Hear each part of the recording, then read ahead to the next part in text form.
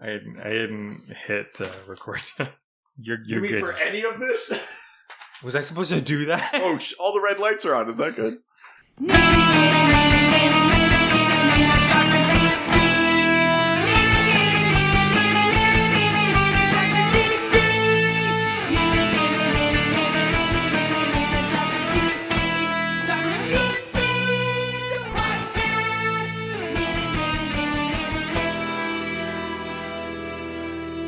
Welcome to the Dr. DC podcast. My name is Colin, and next to me is the doctor himself. Hello. And as always, we are joined by our producer, Richard. Oh, wait. Each week, we talk about the weird and wonderful world of DC comics and movies while fielding questions from listeners like you while I go pee.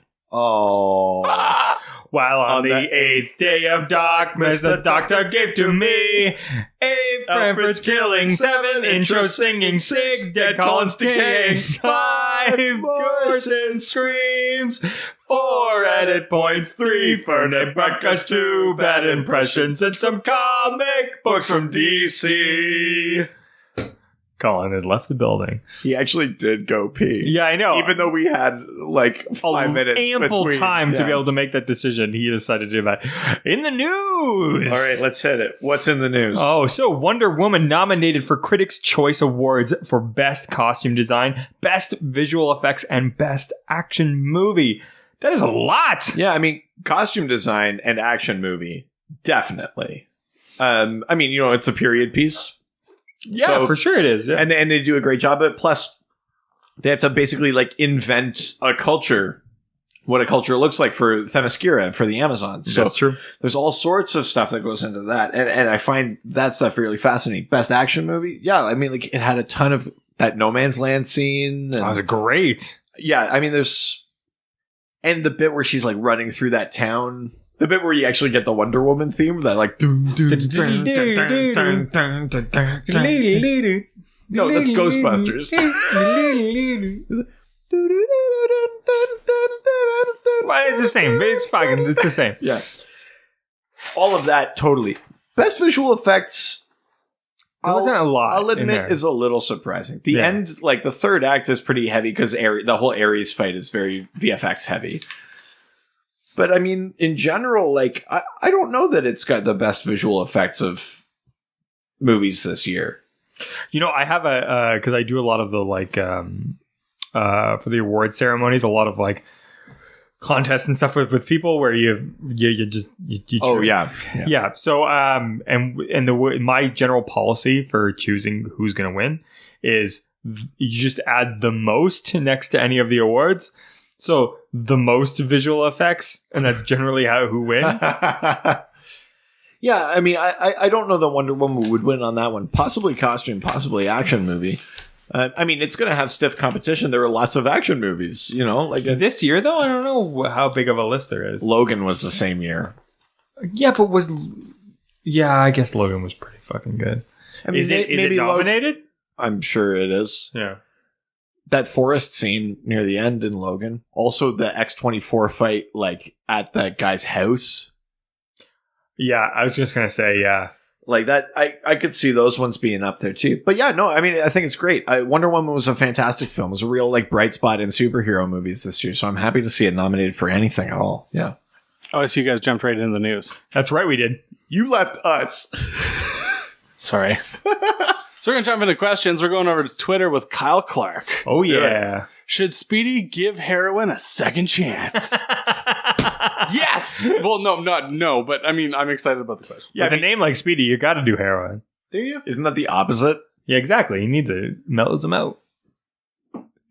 Yeah, I'm so amped up. Better do some H. Yeah, it's like Ritalin for... Where my horse at? Yeah, I mean, the answer is no. What was the result of Speedy doing heroin? So Speedy's drug problem has dogged him in different ways, but in general, it like sours his relationship. I mean, you can make the argument that his relationship was soured, and that's why he turned to drugs. But it sours his relationship with his mentor, Green Arrow. They have a very kind of like fraught history of kind of acknowledging each other and kind of being ashamed of how they've treated each other and all of these things. And I think you can tie a lot of that back to whatever the same root is. I won't say whether or not one caused the other, but I think it all comes from the same place, the drug problem and those things. I mean, if you're talking pre-Flashpoint, he absolutely shouldn't give it a second chance because he had a kid with Cheshire, with like one of his like arch enemies. Yeah, he had a kid. He had his life on track. He was a member of the Justice League. He was the Red Arrow. He'd come to terms with the fact that that his mentor was Green Arrow. He had gone by Arsenal for some time or things like that. But he and by Speedy and whatever. But he was okay with taking the Arrow name. Like he owned it. You don't want to throw that kind of, like, he turned his life around. You don't want to throw that away for just more heroin. Or maybe you do. I've never done heroin. I can tell you it's pretty worth it. Yikes. Yeah, I mean, the short answer, you know what they say, heroin does lead to podcasting. No, I mean, I don't mean that the heroin would actually be worth it, but you know what they say, once you do heroin, fuck, it's so good. Yeah, right? Yeah, I don't mean to say that the heroin would ever be worth it, but I mean, like, as someone who's possibly addicted to it, I don't know if you would consider it worth it or not. But yeah, the short answer has got to be no. He should never give heroin a second chance, right? Like, there's no other way to answer that question. The real question is, should heroin give him a second chance? Is that give heroin a chance? How come that one never caught on? So Josh asks, which Robin is the best? Because I feel like we shouldn't stick on this whole heroin thing for too long. Is this JG? It's not. It's a different Josh. He got in touch with us on Twitter. Diff Josh. Yes, Diffy Joshy. I mean, he's possibly also handsome, but it's not handsome Josh. Not like Josh Gale. No way. Which Robin is the best? I'm gonna say Tim Drake. I'm gonna come out and actually pick one. I'm saying Tim Drake. You're coming out of the closet with your Drake fandom. A little bit, yeah. I mean, I'm a big Dick Grayson fan. I love the original Robin, but Tim Drake to me is, I think I've finally come around to what Tim Drake fans have been talking about for a long time, which is that he's the best possible outcome of Batman having sidekicks. He's someone who's not inherited, but also exhibits the intelligence, the detective skills, the critical thinking of Batman, has all of the athletic abilities of Batman, and wants to be better than Batman.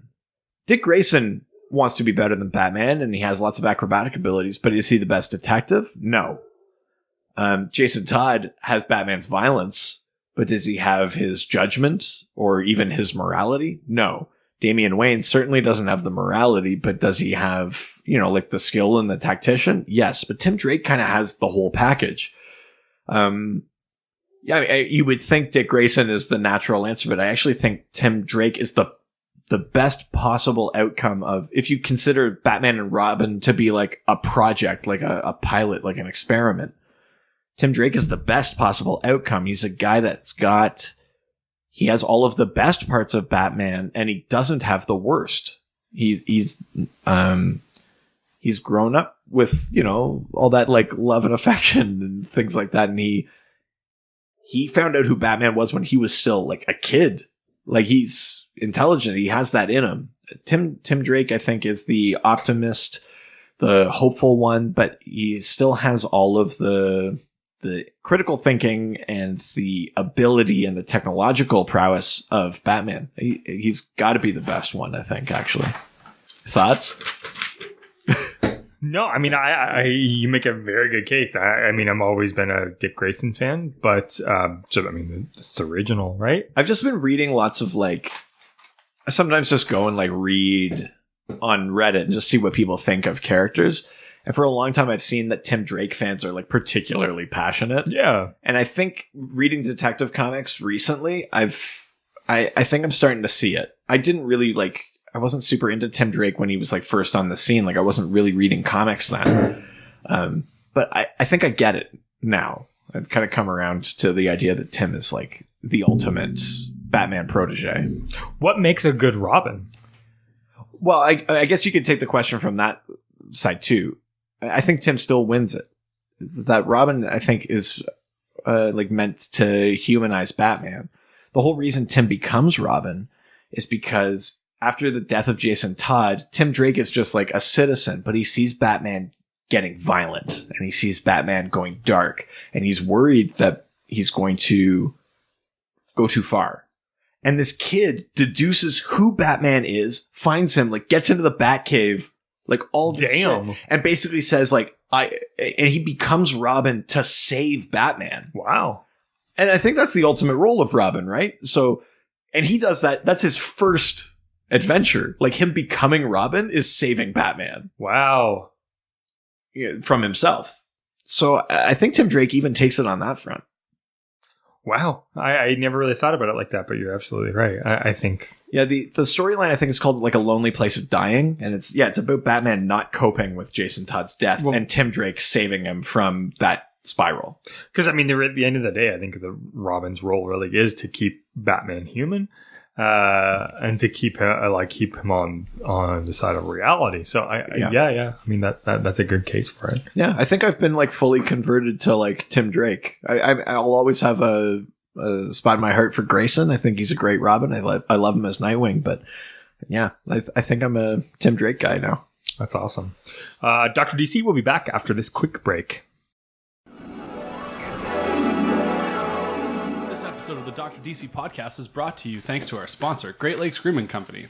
They sent us some products to try, and they are awesome.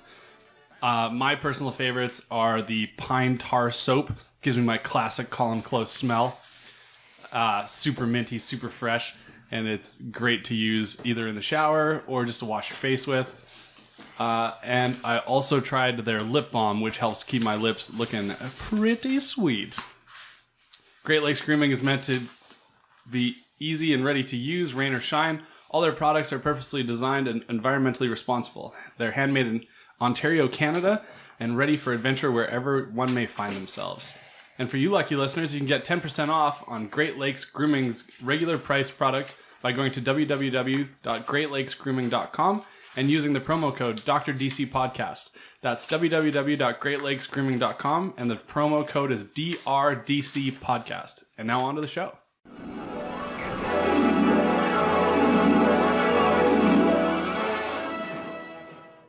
And we're back. So we've got emails. Oh, yeah. Dave Rossi shoots us one saying, the showrunners of the DC CW TV slate have been pretty successful at picking and choosing elements from these characters' long histories and tweaking them to create new takes on characters and stories.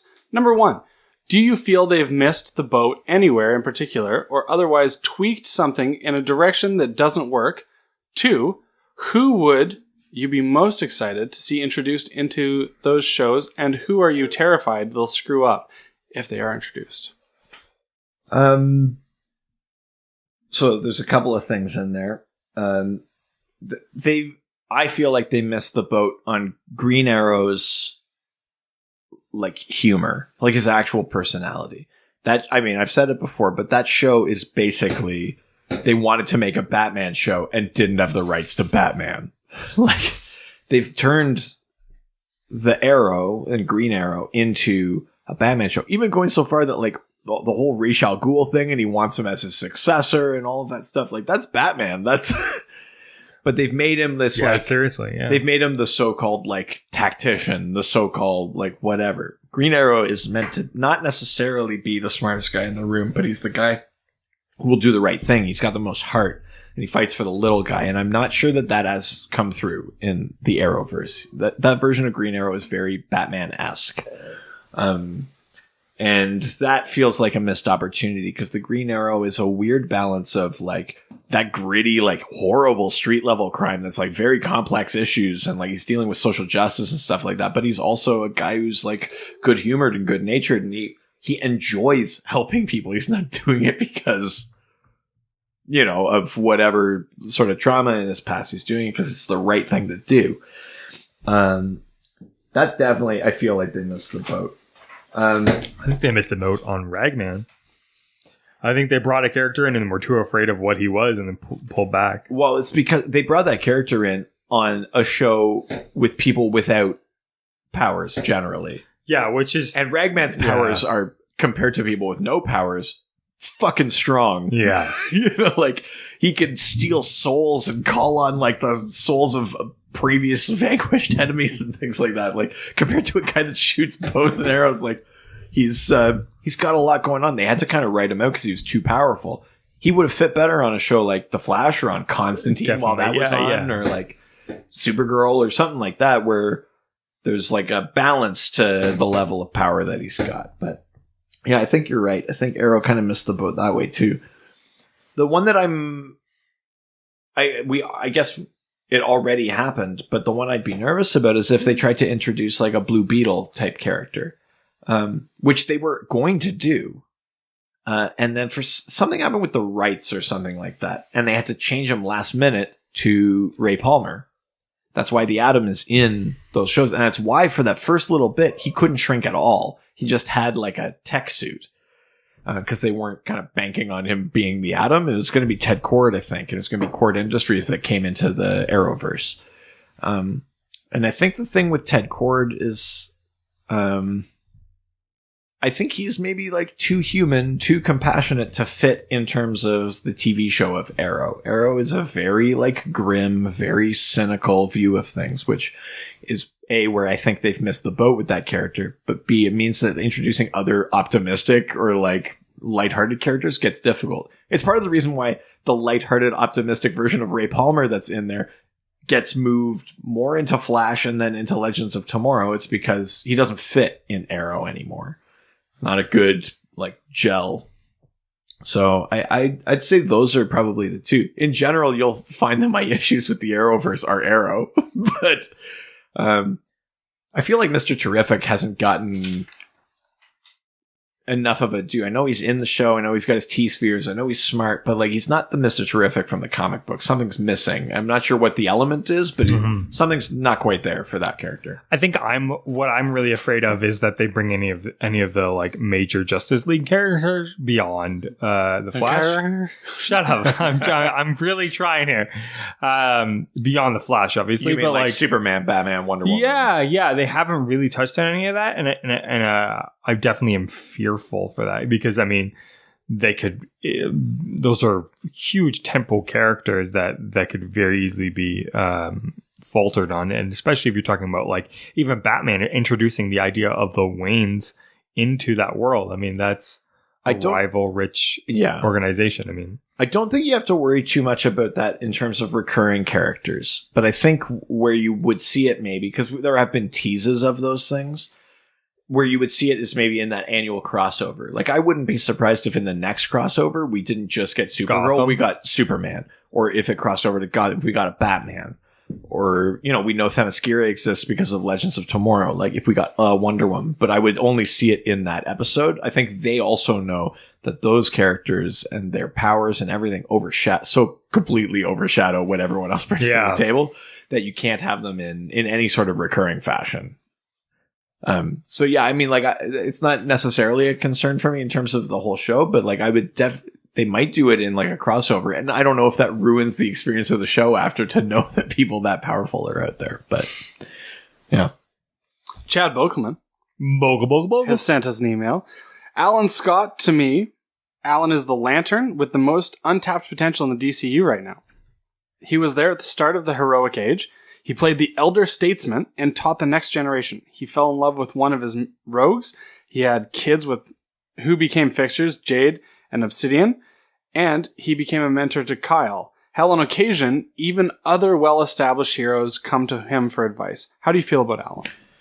Yeah, Alan Scott is the Golden Age Green Lantern. He was I've talked about him before, and I was shitting on him a bit because of his costume, because he's got like green pants, brown belt, orange shirt, yellow crest, purple cape, green mask, blonde hair. Like, it's just a lot of clashing colors, basically.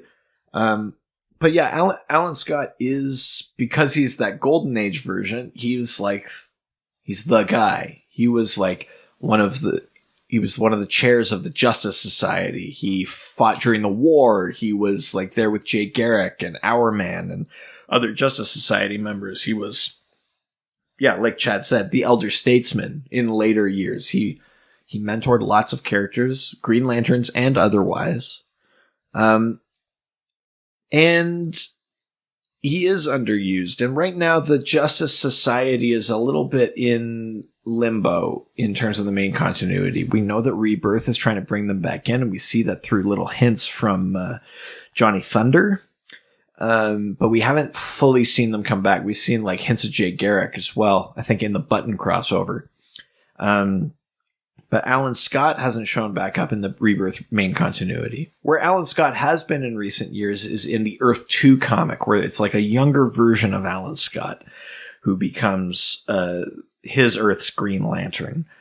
And I find that run interesting because he's a guy who basically, in the context of Earth 2, Superman, Batman, and Wonder Woman have all been killed. And then he becomes Green Lantern. He actually becomes like the most powerful superhero on that planet. And at a certain point, he actually like absorbs the entire green into himself. And he kind of becomes almost godlike. In Earth 2 society, it's a lot about how Alan Scott deals with his power. Like he's trying to wrestle with the responsibility of godhood almost. And I find that interesting. Maybe not as interesting as just the idea of a guy who's like a longtime hero who always fights for what's right, and he's still doing it even into his old age. But I think there's something about his character where he's the kind of guy that maybe sees the bigger picture. He lived through a war in both cases, Earth 2 and in like the pre-Flashpoint continuity. He saw war. He saw like the worst of it, and he's seen multiple generations of people who fight against injustice. He's seen it go well. He's seen it go poorly. He's lost friends. He's gained allies. He's seen the gray area between good and bad because he does have kids with one of his villains. He's a character I want back very desperately in the main continuity because he feels like, like the wise grandfather, right? Like he's the guy that like, maybe he's a little outdated, but he's seen enough that you know that his experience counts for something. And he's a leader too. He'll make tough decisions. And you see that in those sort of like crisis level events. Alan Scott is always there, like ready to lead the charge. And I feel like that's something that is, that wouldn't go amiss. I'd love to see him back for that. I really like Alan Scott. Yeah, I don't know how they bring him back or what that ends up looking like, but I'd be down for that. I think part of it is it feels like oversaturation with Green Lanterns. There's so many Earth Green Lanterns anyway, but Alan's different because his Green Lantern power isn't like the green light of will. It's like magic. It comes from the Starheart. So he almost has like a different power set. He's mostly Green Lantern in name compared to the modern ones. But yeah. How do you think he stacks up against the rest of them? You mean like power wise or? I mean, dealer's choice. I feel like he has the potential to be the most powerful of all of them. Really? And I think there's comic evidence to support the idea that Alan Scott, if called upon or if he needed to, could take them all down. Wow, really? But I think it's more, like what is his willingness? Again, as someone who's like seen war or seen like the kind of grim side of things, I think he'd rather find a way to find like a non-violent use for his power. And Earth 2 Society touches on that a little bit. He kind of like uses his power to like, they're on like a shell of a planet with no resources, and he kind of uses his power to like bring life to the planet or to like power things. He like basically turns himself into a battery. He's doing something for the greater good. And I think that's pretty true to the character, even in terms of that like modern, younger version of him. And so I think that's maybe where his heroism lies as compared to some of those other Green Lanterns. Even though he'll lead the charge into a fight, I think it's that he also understands the bigger picture. He knows like where he can do the most good. And it's not necessarily making a like fist construct and punching someone, right? Exactly. Yeah, I think that's how I feel about Alan. Yeah. That's awesome. Well, I think that's it for number 8. We're doing it. Big old number 8. That's right. If you want to send your own questions in, we definitely accept them for every single episode. Sometimes a theme, sometimes we just will grab whatever you send us. So make sure that you send us an email maybe by DrDCPodcast@gmail.com. Over at Facebook at Dr. DC Podcast. on Twitter. At Dr. DC. on Instagram. Dr. DC Podcast. You just like our pictures over there. Yeah. You can send questions in there too. Our We'll take 'em. website. DrDCPodcast.com or .ca. Make sure to go to iTunes and leave us a 5-star review, rate, review, and subscribe. That helps us out a lot and helps us get on the new and noteworthy section. Those are definitely really important. Make sure you go to our. Make sure to go to Reddit. We're either on the r/podcasts or r/DC Comics. Generally, I'll post in one of those, and we'll definitely ask for some questions on there occasionally. We love to hear from Reddit. Yeah, we do. We love Reddit. Yeah. Where everything's good and no one's mean. That's right. Yeah, paraphrasing, but that's the truth. I'm trying. Well, some kind of sign off. Adios. Bye.